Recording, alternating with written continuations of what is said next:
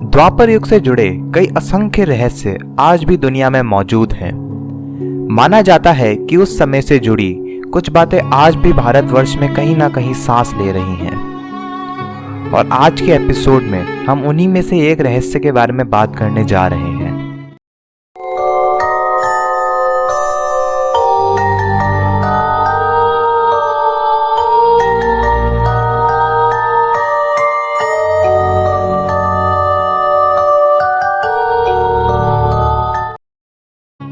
आज हम बात करने जा रहे हैं मध्य प्रदेश के बुरहानपुर जिले में स्थित असरगढ़ के किले के बारे में।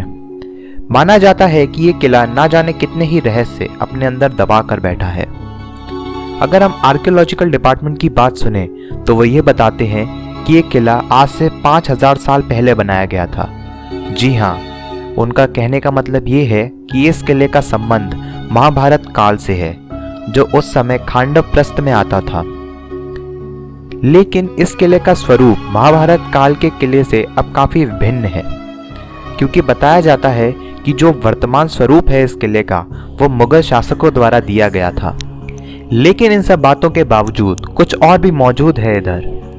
बताया जाता है कि असरगढ़ का किला बुरहानपुर से लगभग 20 किलोमीटर की दूरी पर उत्तर दिशा में सतपुड़ा की पहाड़ियों के शिखर पर मौजूद है, जो लगभग 750 फुट की ऊंचाई पर स्थित है समुद्री सतह से।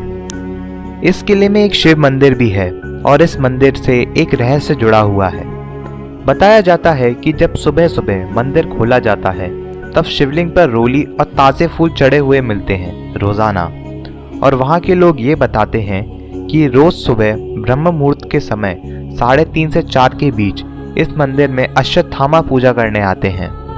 जी हाँ, वही महान गुरु द्रोणाचार्य के पुत्र अश्वत्थामा। दरअसल इसके पीछे एक बहुत पुराना इतिहास है।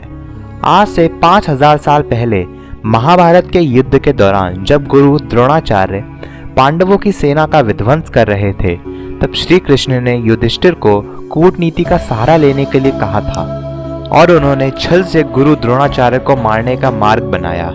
श्री कृष्ण की इस योजना के तहत युद्ध भूमि में ये बात फैला दी गई कि अश्वत्थामा मारा गया।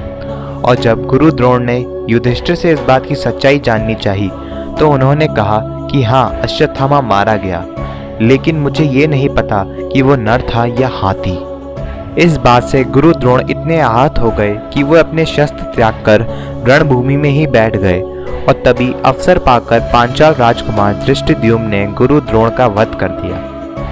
अपने पिता की इस प्रकार मृत्यु देखकर अश्वत्थामा विचलित हो गए और उन्होंने युद्ध के बाद पांडवों के वंश को खत्म करने के लिए पांडव पुत्रों की हत्या कर दी। और जब उसने अभिमन्यु की पत्नी उत्तरा के गर्भ में पल रहे शिशु को मारने के लिए ब्रह्मास्त्र चलाया, तो श्री कृष्ण ने उस बच्चे की रक्षा करने के लिए अश्वत्थामा को युगों युगों तक भटकने का श्राप दिया।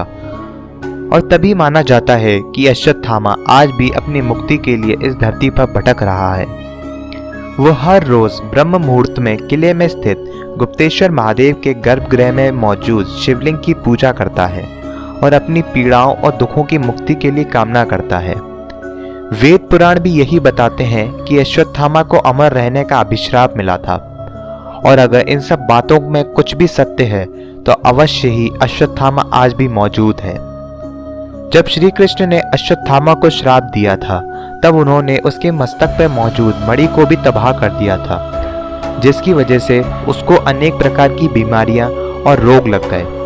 और ये भी माना जाता है कि अश्वत्थामा की मणि का घाव कभी नहीं भरता और उसमें से निरंतर रक्त बहता रहता है।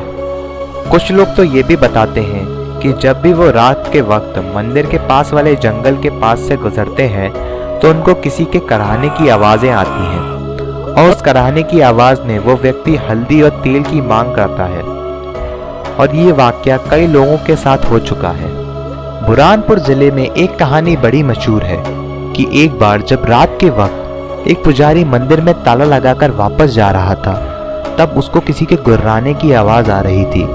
और जब वो पुजारी उस ओर गया तो उसने देखा कि एक 6 से 6.5 फीट का आदमी एक कोने में बैठकर कराह रहा है। और ये देखकर पुजारी का खून जम गया। और तो और जब उसकी नज़र उसके शरीर पर पड़ी तो उसने पाया कि उस व्यक्ति को ना जाने कितनी ही बीमारियों ने जकड़ रखा था। ये भयानक दृश्य देखकर वो पुजारी उधर ही बेहोश हो गया। जब सुबह लोग उधर आए और उन्होंने मंदिर खोला तो उन्होंने पुजारी को बेहोश पाया। जब उन्होंने जाकर उसको जगाया तो वो जग तो गया, लेकिन उसका मानसिक संतुलन बिगड़ चुका था।